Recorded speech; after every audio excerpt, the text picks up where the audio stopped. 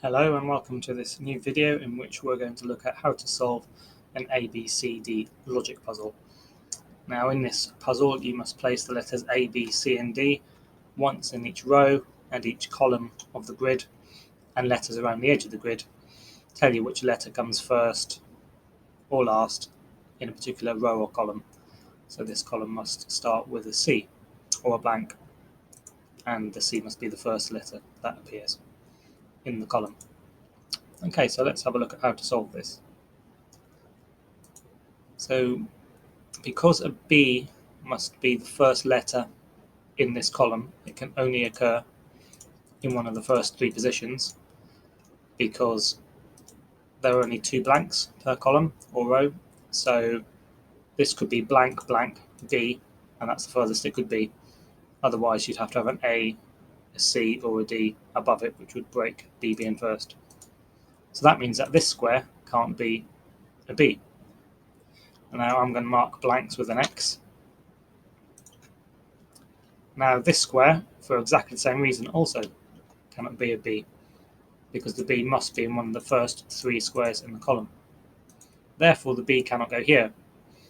Now we know the B must be the final letter in row 5 from this B here, and if it can't be here or here, the only option for it is this square.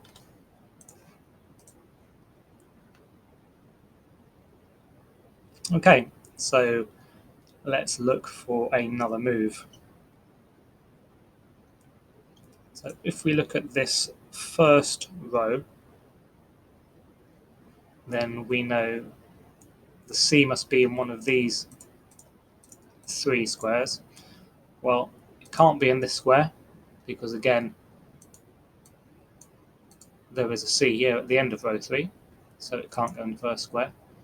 It can't go here because the first letter that we come across in row 2 must be a B. Therefore, the only place for a C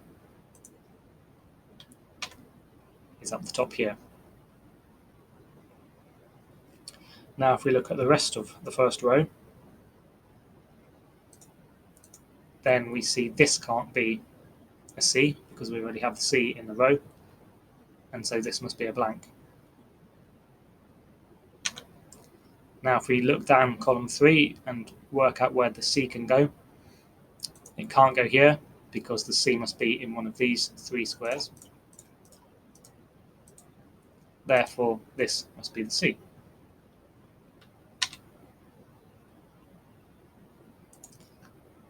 Now let's have a look at the bottom row of the grid.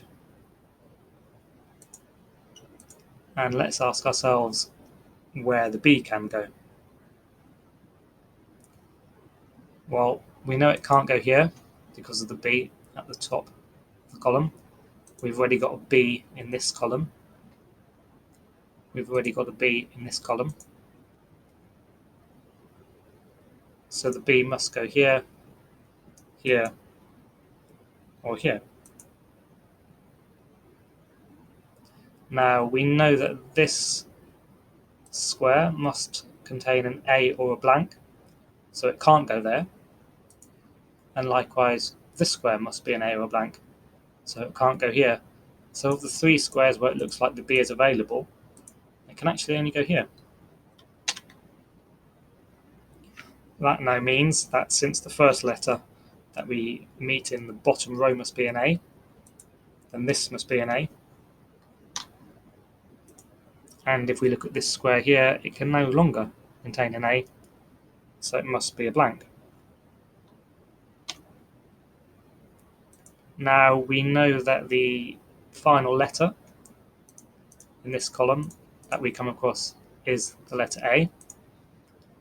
We've already placed both the blanks in the column, therefore that means that this square must contain the A.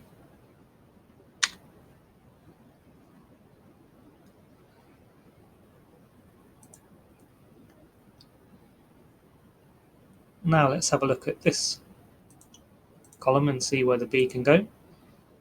Well, the B can't go here in row 2 because we have a B down here. It obviously can't go here because that contains a C. So the only place for the B is in this first square here.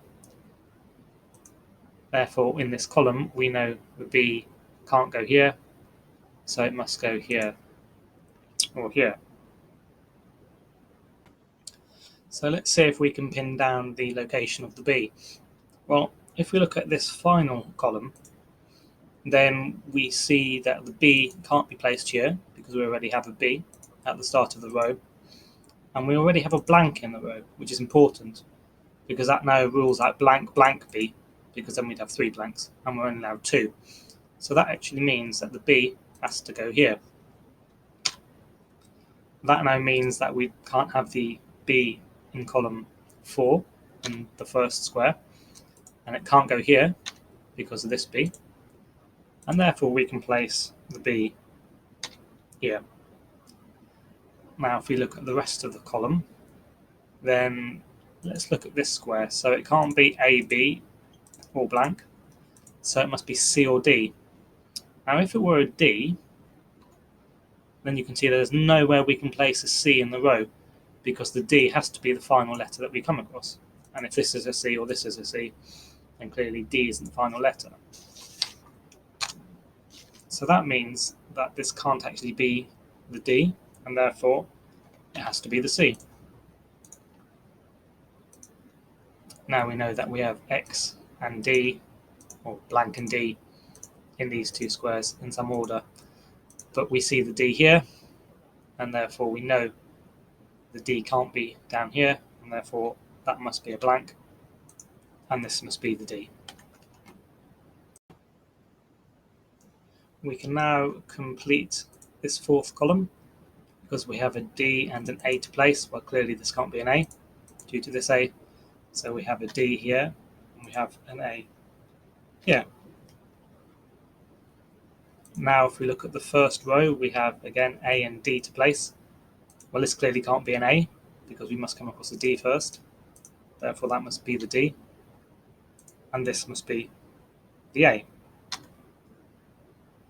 Now let's look at column 3. So we have a D and a B to place. Well, clearly that must be the D, and this must be the B. Now let's look at row 5. So we have a C and a blank to place. Well, we have a C here, so it must be blank followed by C. Now let's look at the second column. So this can't be A, B, C or D, so that must be a blank. Again here we can't be A, B, C or D, so this must be blank, and that means we can complete the 3rd row. We must end in C and have the A here. Now this square can't be A, B, C or D, so it must be a blank, and that means we can complete column 5 with a C. This square, the only letter left is D, and that gives us 2 blanks to complete the 4th row. And now we're just finishing off. So again, we just have a D to place in this column, an A here, and we're done. Okay, so that's how to solve an ABCD logic puzzle. We hope you enjoyed watching this video. If you have any feedback or any requests or ideas for other videos you'd like to see, please let us know. And remember that if you join our Puzzle Connoisseurs Club, you can play a new ABCD logic puzzle every day of the year, along with many other fun and interesting logic puzzles.